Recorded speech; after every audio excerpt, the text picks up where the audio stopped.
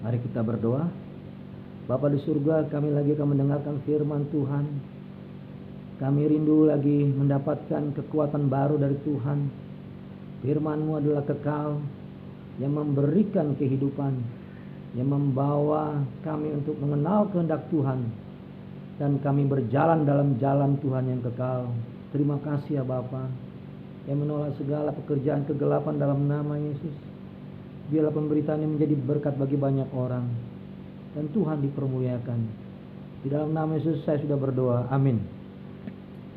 Bapak Ibu yang saya kasih dalam Tuhan Yesus, kita akan mendengarkan firman Tuhan dari Matius 4. Matius 4 ini sering kita dengar, tapi kita percaya ada sesuatu yang Tuhan sediakan buat kita yang meneguhkan iman kita, bahkan juga membawa kita bertumbuh di dalam pengenalan akan Tuhan. Tema yang saya sampaikan adalah menang menghadapi cobaan. Bapak Ibu semua saudara sudah banyak melewati segala tantangan-tantangan, tapi Tuhan ingin selalu kita menang menghadapi cobaan. Matius 4 ayat 1 sampai 11 saya baca. Maka Yesus dibawa oleh Roh ke padang gurun untuk dicobai iblis. Dan setelah berpuasa 40 hari dan 40 malam, akhirnya laparlah Yesus. Datanglah si pencoba itu dan berkata kepadanya, "Jika engkau anak Allah, perintahkan supaya batu-batu ini menjadi roti." Tetapi Yesus menjawab, "Ada tertulis, manusia hidup bukan dari roti saja, tapi dari setiap firman yang keluar dari mulut Allah." Kemudian iblis membawanya ke kota suci dan menempatkan dia di bubungan bait Allah. Lalu berkata kepadanya, "Jika engkau anak Allah, jatuhkanlah dirimu ke bawah. Sebab ada tertulis mengenai engkau, Ia akan memerintahkan malaikat-malaikatnya dan mereka akan menatang engkau di atas tangannya supaya kakimu jangan terantuk kepada batu." Yesus berkata kepadanya, ada pula tertulis, "Janganlah engkau mencobai Tuhan Allahmu." Dan iblis membawanya pula ke atas gunung yang sangat tinggi dan memperlihatkan kepadanya semua kerajaan dunia dengan kemegahannya, dan berkata kepadanya, semuanya itu akan kuberikan kepadamu jika engkau sujud menyembah aku." Maka berkatalah Yesus kepadanya, "Enyahlah iblis, sebab ada tertulis, engkau harus menyembah Tuhan Allahmu, dan hanya kepada Dia sajalah engkau berbakti." Lalu iblis meninggalkan dia, dan lihatlah malaikat datang melayani Yesus. Bapak Ibu yang saya kasih dalam Tuhan Yesus, Tuhan Yesus adalah Allah yang berinkarnasi menjadi manusia. Ketika Yesus menjadi manusia, Dia selalu berpegang kepada firman Tuhan, tidak berpegang kepada yang lain, tidak berpegang pada pendapat-pendapat dunia ini, tapi Dia berpegang kepada firman Tuhan. Bapak Ibu yang saya kasih dalam Tuhan, orang yang selalu memelihara dan berpegang kepada firman Tuhan, orang tersebut akan lepas dari cobaan, akan lepas dari tantangan-tantangan, dan akan berujung kepada kemenangan. Nah, inilah kerinduan kita bersama.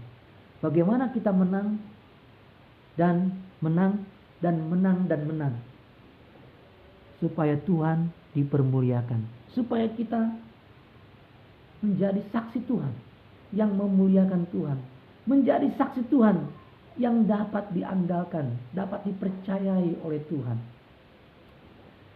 Yang pertama, kita harus mengandalkan Roh Kudus. Yesus menang terhadap cobaan karena Dia mengandalkan Roh Kudus. Dia dipimpin oleh Roh Kudus. Sekalipun Dia adalah Allah menjadi manusia, tapi Dia mengandalkan Roh Kudus. Bapak Ibu, kita bisa melihat bahwa Yesus dibawa oleh Roh ke padang gurun. Jadi Roh Kudus bisa bawa kita kepada situasi yang sangat sulit. Tapi Roh Kudus juga yang menuntun kepada situasi sulit, bukan berarti Roh Kudus tinggal diam dan angkat tangan dalam masalah-masalah cobaan dan tantangan. Tidak. Roh Kudus menuntun Yesus ke padang gurun, bukan di jalan yang mulus. Di padang gurun itu tidak ada makanan yang berkelimpahan. Di padang gurun tidak ada rumah sakit. Di padang gurun Tidak ada perteduhan-perteduhan yang nyaman. Di padang gurun tentu ada binatang-binatang. Tapi Yesus dipimpin oleh Roh Kudus ke padang gurun. Dan dia berpuasa selama 40 hari. Bukan puasa 3 hari. Bukan puasa 2 minggu. 40 hari. Tidak makan. Roh Kudus membawa Yesus ke situasi yang sangat sulit. Dan yang sangat kritis. Kenapa demikian? Bangsa Israel juga mengalami 40 hari padang gurun. Ketika mereka mengalami masa-masa yang sulit, tidak ada makan, tidak ada air, mereka bersungut-sungut. Mereka memberontak bahwa ini bukan pimpinan Tuhan di padang gurun. Ini sudah salah jalan dan tersesat. Sampai mereka juga mau kembali ke Mesir. Suasananya lebih enak dan di sana banyak makanan. Bapak Ibu yang saya kasih dalam Tuhan Yesus. Cobaan itu membawa, apakah bangsa Israel ini adalah bangsa yang bisa merendahkan hati ketika dipimpin oleh Allah yang besar itu? Mereka tetap rendah hati. Dan apa isi hati mereka sebenarnya? Apakah mereka rendah hati tetap berpegang kepada Tuhan, firman-Nya, janji Tuhan, tetap berpegang kepada ketetapan Tuhan, perintah Tuhan? Kan Allah menghendaki untuk mereka masuk ke padang gurun. Memang tidak ada sesuatu yang baik di padang gurun. Tapi mereka bersungut-sungut dan mencobai Tuhan. Sehingga mereka tidak menang. Demikian juga Adam pertama jatuh dalam dosa.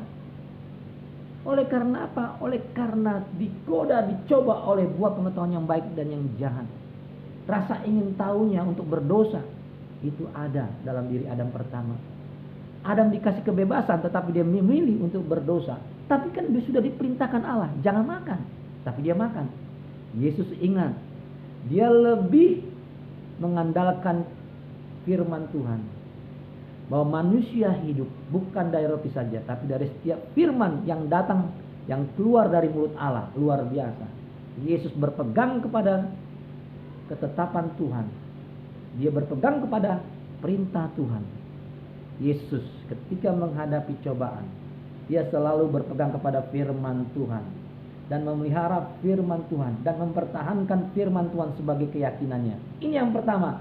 Yesus berpegang kepada firman Tuhan dan mempertahankannya itu.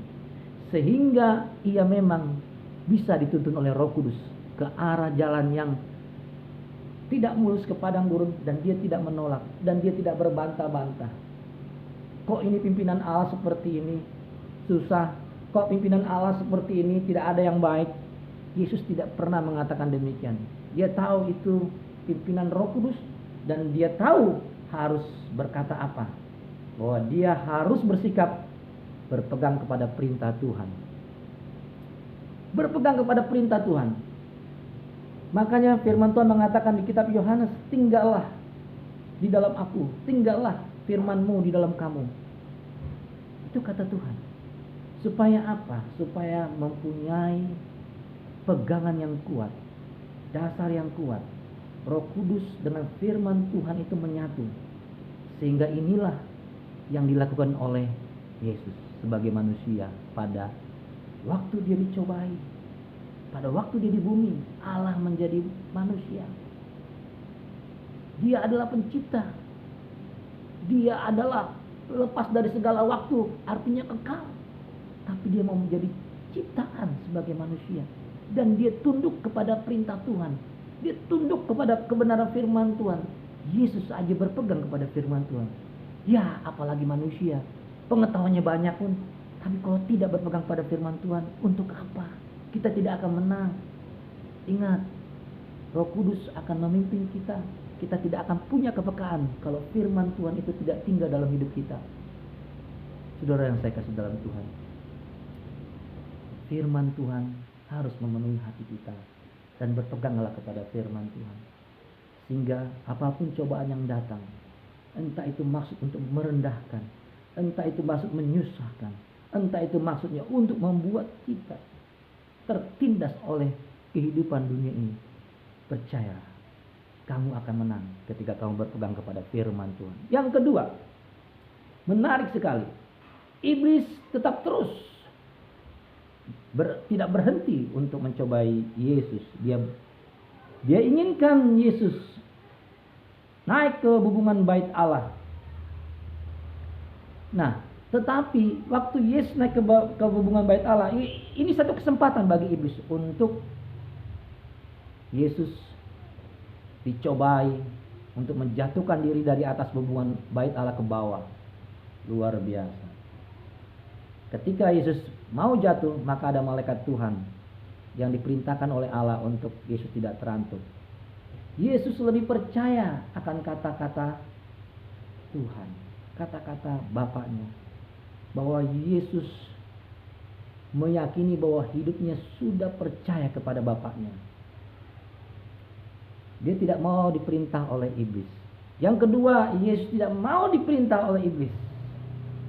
Dia percaya akan pemeliharaan Bapaknya sepenuhnya. Dia yakini perkataan Bapaknya tidak ada yang salah. Karena perkataan iblis suruh ke bawah. Firman Tuhan tidak pernah ada kata ke bawah. Jadi iblis menambah-nambahkan firman Tuhan. Dan dia tidak mau diperintahkan oleh iblis. Itu yang kedua.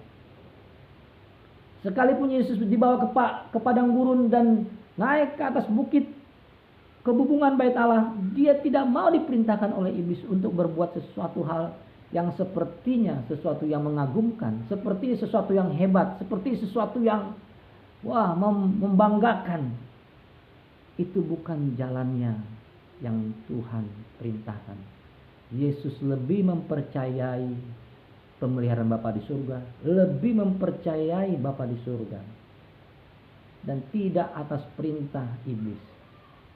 Kadang-kadang manusia dicobai, digodai dengan kedagingannya, bahwa kenikmatan dunia itu membuat sesuatu yang sukacita, kegembiraan dan happy. Tapi ternyata justru itu merupakan cobaan. Kadang-kadang cobaan itu kelihatan seperti bukan cobaan, ya. Hal-hal yang nikmat itu iblis sangat senang menyediakannya. Tapi itu atas keinginan iblis. Dan kita disuruh untuk menikmatinya. Menikmati uang penipuan, menikmati pembelian hasil dari pencurian. Iblis sangat senang mencobai hal seperti itu. Menikmati barang-barang mewah milik orang lain yang tidak diketahui, kita ambil. Itu dosa, saudara-saudara. Apa yang disuruh iblis jangan dilakukan. Kalau mau menang terhadap kehidupan dalam masalah dan tantangan hidup, jangan dilakukan. Itu yang kedua. Yang ketiga adalah iblis tidak pernah berhenti lagi, dan dia terus lagi untuk menggoyahkan keteguhan Yesus sebagai anak Allah. Dia cobai lagi, benarkah engkau anak Allah? Kalau engkau anak Allah, sembahlah aku supaya semua yang ada di dunia ini kamu bisa cita-citakan semua berhasil. Cita-citamu akan berhasil di dunia ini. Sembahlah saya. Apapun yang menjadi masa depanmu, rencanamu akan berhasil ketika engkau menyembah saya. Itu kata iblis. Dan iblis membawanya pula ke atas gunung yang sangat tinggi dan memperlihatkan kepadanya semua kerajaan dunia dan kemegahannya. Dan berkata kepadanya, semua itu akan kuberikan kepadamu jika engkau sujud menyembah aku. Maka berkatalah Yesus kepadanya, enyahlah iblis, sebab ada tertulis, engkau harus menyembah Tuhan Allahmu dan hanya kepada Dia sajalah engkau berbakti. Lihat, Yesus tetap bersandar kepada firman Tuhan.